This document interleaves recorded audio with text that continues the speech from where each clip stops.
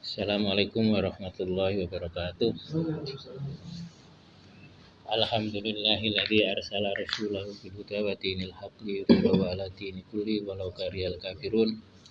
Asyhadu an la ilaha illallah wahdahu la syarika lah wa asyhadu anna Muhammadan abduhu wa rasuluh. Allahumma sholli wa sallim wa barik ala Muhammad wa ala alihi wa ashabihi wa man tabi'ahum bi ihsan ila yaumiddin, amma ba'du. Qala Allah ta'ala fil Qur'anil Karim, a'udzu billahi minasyaitonir rajim. Ya ayyuhalladzina amanu kutiba alaikumusiyam kama kutiba alal ladzina min qablikum la'allakum tattaqun. Shadaqallahul adzim. Bapak Ibu yang berbahagia, marilah pada kesempatan kali ini kita senantiasa untuk selalu bersyukur kepada Allah Subhanahu wa taala karena telah begitu banyak nikmat Allah yang telah diberikan kepada kita. Sehingga kita tidak akan pernah sekali-kali untuk bisa menghitung nikmat yang telah diberikan oleh Allah kepada kita semua. Sholawat serta salam mudah-mudahan selalu tetap tercurah kepada Nabi kita Muhammad Sallallahu Alaihi Wasallam. Berkat bimbingan dan suri tauladan beliau sampai detik ini kita masih dalam keadaan Islam dan iman. Bapak Ibu yang berbahagia, seperti yang disampaikan oleh Pak Malik tadi, bahwa kita sudah memasuki hari yang ke-22. Artinya nanti malam itu adalah malam yang ke-23, malam ganjil. Dalam pertemuan-pertemuan sebelumnya dijelaskan bahwa Lailatul Qadar itu turun di 10 hari terakhir atau di setiap malam ganjil, atau kalau kita memang disibukkan dengan urusan-urusan keduniaan kita tidak boleh meninggalkan di 7 hari terakhir di bulan Ramadan. Artinya mulai dari nanti malam itu kita disuruh untuk bersungguh-sungguh. Karena malam Lailatul Qadar itu kisaran di tanggal itu. Sudah dibocorkan oleh Nabi, tapi ini sekali lagi misterius, sehingga kita harus fokus dan serius untuk menggapai malam Lailatul Qadar itu. Semisteri seperti misterinya kematian. Kita tidak akan pernah tahu kapan kita akan mati, bahkan di mana kita akan mati juga tidak akan pernah tahu. Itu dijelaskan dalam surat Al-Luqman kalau tidak salah. Bapak Ibu sekalian yang berbahagia, meskipun tanda-tanda tadi sudah ancer-ancer itu sudah dikasih tahu oleh Rasulullah SAW, bahkan termasuk tanda-tandanya seperti yang sudah diuraikan kemarin pada pertemuan kemarin, bahwa tanda-tandanya kalau malam itu tidak dingin dan tidak panas. Itu malam Lailatul Qadar ada pada saat malamnya itu tidak panas dan tidak dingin, ketika pagi matahari sinarnya itu putih atau kemerah-merahan tapi tidak sampai panas menyengat. Dan juga tidak mendung. Jadi artinya dia tidak panas itu bukan berarti mendung atau hujan, tapi dia tidak panas itu dia tetap matahari bersinar putih atau bersinar kemerah-merahan tapi dia tidak panas. Itu tandanya ketika malamnya itu sudah terjadi malam Lailatul Qadar, paginya baru kita tahu. Artinya kita sudah kelewatan setelah kita melihat tanda itu. Makanya apa sebenarnya yang dilakukan oleh Rasulullah SAW pada saat 10 hari terakhir di bulan Ramadan. Ada sebuah hadis dari Aisyah radhiyallahu an Aisyah radhiyallahu anha qalat kana Rasulullah sallallahu alaihi wasallam idza dakhala al-ashr, artinya al-ashr al-akhiru min Ramadan syadda mi'zarahu wa ahya lailahu wa aiqadha ahlahu, muttafaqun alaih. Muttafaqun alaih itu artinya hadis yang diriwayatkan oleh Bukhari dan Muslim. Kalau kita lacak di dalam kitabnya, maka diriwayatkan oleh Imam Bukhari di hadis nomor 224, sedangkan di Imam Muslim di hadis nomor 1174. Di Bukhari 2024, di Muslim 1174.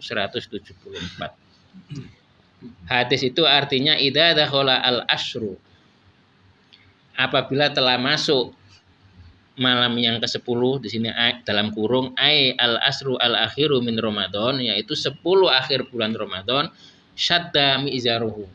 Nabi itu cancut tali wondo, bilang Pak Malik. Nah ini pasti Pak Denny nggak tahu ini apa artinya. Cancut tali wondo kalau dilihat dari bahasanya ini mengikat mi'zaruhu, sarungnya. Artinya fokus untuk beribadah sampai di 10 hari terakhir itu Nabi tidak berhubungan sama istri-istri beliau. Nah itu namanya artinya cancut tali wondo. Diikat betul sarungnya, jangan sampai lepas. Jadi artinya tidak berhubungan suami istri. Dalam rangka apa? Dalam rangka fokus beribadah untuk menjemput Lailatul Qadar. Wa ahya lailahu, dan Nabi selalu menghidupkan malam-malam 10 hari terakhir di bulan Ramadan dengan mengisi kegiatan-kegiatan yang bagus, misalnya berzikir, sholat. Karena sholat tarawihnya pada zaman Nabi itu sepertiga malam. Kemudian tadarus, baca Al-Quran.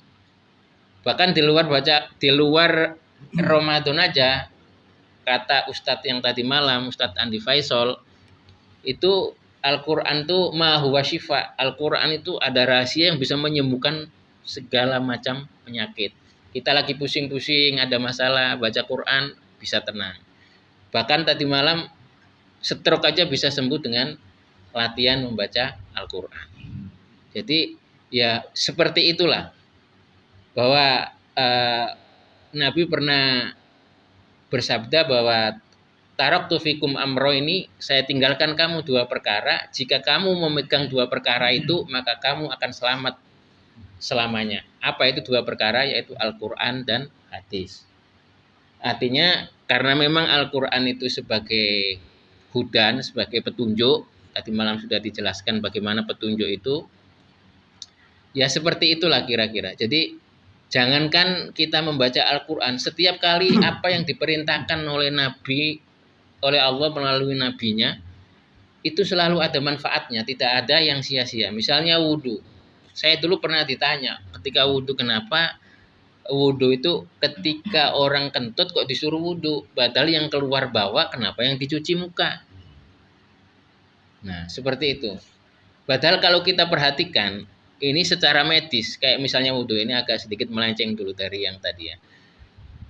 Wudhu itu kan ada amalan wudhu itu, misalnya membasuh tangan, itu ada rukunnya dalek itu harus menggosok-gosok. Ini tidak bisa saraf-saraf yang ada di tangan kita ini tidak bisa disentuh kecuali dengan melalui aliran air yang kemudian digosok begini. Ini untuk apa? Untuk menghilangkan stroke. Jadi bisa dijamin kalau orang yang wudhunya benar sesuai dengan sunnah Rasulullah, orang itu tidak akan kena stroke. Kemudian tangan, kita disuruh menyela-nyela. Ini juga ada saraf-saraf yang tidak bisa disentuh, tidak bisa diurut kecuali melalui aliran air yang mengalir kemudian disentuh dengan tangan. Itu akan ya sama untuk stroke, untuk peredaran darah dan lain sebagainya. Ketika kita mengusap telinga harus begini. Itu untuk menghindari Untuk menghindari apa yang kayak almarhum Olga itu. Bukan apa itu Pak Idam yang biasanya steroid. Jadi bisa dijamin kalau orang wudhunya sesuai dengan sunnah Rasul, insya Allah nggak akan kena steroid. Ini sudah dikaji secara medis.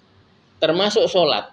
Ketika ruku itu ada satu yang tidak bisa dilakukan orang yang nggak pernah sujud. Bukan ruku, sujud. Ketika sujud itu ada satu di mana otak itu tidak bisa kemasukan oksigen kecuali pada saat sujud. Makanya kadang ada pengobatan disuruh sujud sama dokter-dokter yang padahal itu non-muslim. Nah ini ingin mengembalikan bahwa apapun yang diperintahkan oleh Al-Quran dan Sunnah, kita harus sami'na wa atokna. kita dengarkan dan kita jalankan, nggak usah nanya ini logikanya seperti apa dan lain sebagainya. Karena itu nanti akan kita yang kebingungan sendiri. Kembali ke laptop, bahwa Nabi pada saat 10 malam hari terakhir itu adalah Nabi pertama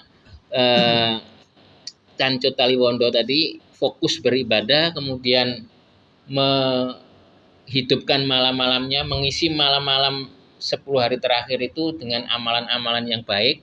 Kemudian yang ketiga wa'aiqadha ahlahu, Nabi itu membangunkan keluarganya untuk melakukan sholat taraweh.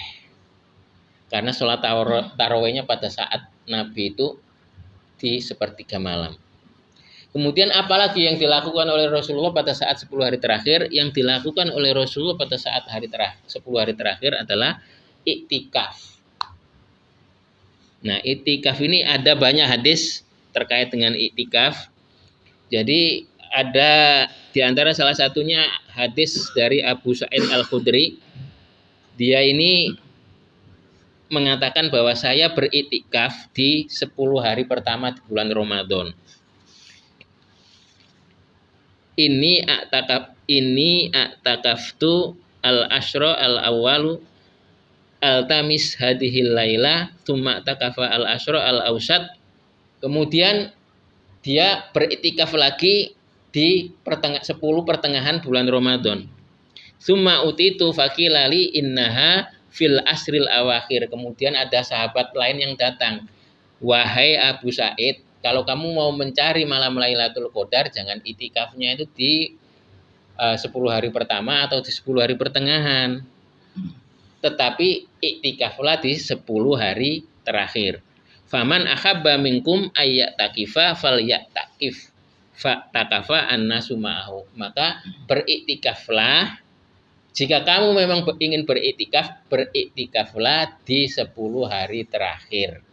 Maka banyak sahabat-sahabat yang lain mengikuti untuk beriktikaf di 10 hari terakhir. Ada juga hadis dari Aisyah, Aisyah radhiyallahu anha qalat anna Nabiyya sallallahu alaihi wasallam, sunnya Nabi sallallahu alaihi wasallam, kana ya'takifu al-asyra al-awakhir, yaitu Nabi sallallahu alaihi wasallam beriktikaf di 10 hari terakhir min Ramadan, dari Ramadan. Hatta tawaffahullahu, sampai Rasulullah wafat. Jadi Nabi senantiasa iktikaf di 10 hari terakhir bulan Ramadan sampai beliau wafat. Summa takafa azwajuhu mim ba'dihi, muttafaqun alaih. Kemudian tradisi ini diteruskan oleh istri-istri beliau setelah beliau wafat. Artinya dari hadis ini bahwa perempuan juga bisa iktikaf, tapi dengan catatan tidak menimbulkan fitnah. Kemudian ada ruangan di masjid itu ruangan tertentu, tidak campur antara laki dengan perempuan. Karena kalau laki dan perempuan nanti malah menimbulkan fitnah. Kemudian apa itu iktikaf? Iktikaf kalau dari bahasa Arab, dari bahasa katanya, asal arti letter leknya itu adalah berdiam diri. Artinya kita itu harus ketika mau melakukan iktikaf itu berdiam diri. Berdiam diri di masjid. Ada yang mengatakan berapa lama iktikaf itu bisa dikatakan orang itu berdiam diri di masjid itu bisa disebut dengan iktikaf. Ada ulama yang menyatakan bahwa iktikaf itu sama dengan kita melakukan sholat secara tumaknina. Ya, kurang lebih 5-10 menit. Kita melakukan iktikaf dengan cara kita berniat, memang ada niat untuk iktikaf.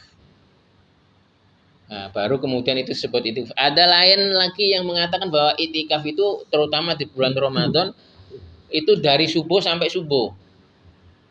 Ada sebuah hadis, beliau ini berpedoman dengan hadis dari Aisyah bahwa suatu saat Nabi setelah iktikaf, setelah subuh Nabi keluar dari iktikafnya dari masjid, kemudian masuk ke kamar Aisyah, ke ruang iktikaf khusus Nabi SAW.